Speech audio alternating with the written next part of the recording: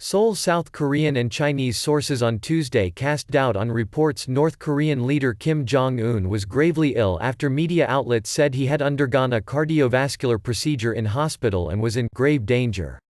Daily NK, a Seoul-based specialty website, reported late on Monday citing one unnamed source in North Korea that Kim, age 36, was recovering after undergoing the procedure on April 12. CNN cited a U.S. official with direct knowledge of the matter as saying Washington was monitoring intelligence that Kim was in grave danger after a surgery. However, two South Korean government sources rejected the CNN report without elaborating on the surgery. The presidential Blue House said there were no unusual signs coming from the reclusive state building nuclear weapons. An official at the Chinese Communist Party's International Liaison Department, which deals with North Korea, told Reuters the source did not believe Kim was critically ill. South Korean shares exposed to North Korea tumbled and the Korean won KRW fell on the reports.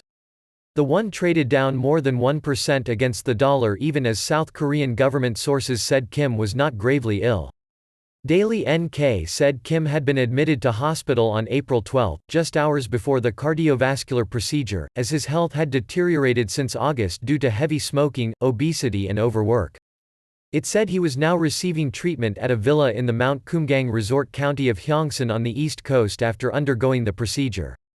My understanding is that he had been struggling with cardiovascular problems since last August, but it worsened after repeated visits to Mount Paektu, a source was quoted as saying, referring to the country's sacred mountain. An authoritative U.S. source familiar with internal U.S. government reporting on North Korea questioned the CNN report that Kim was in grave danger.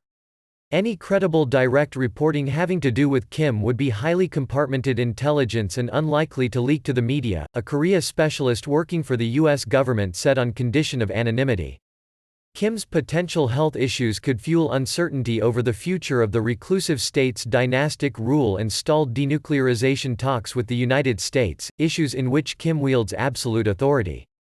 Speculation about Kim's health first arose following his absence from the anniversary of the birthday of its founding father and Kim's grandfather, Kim Il-sung, on April 15.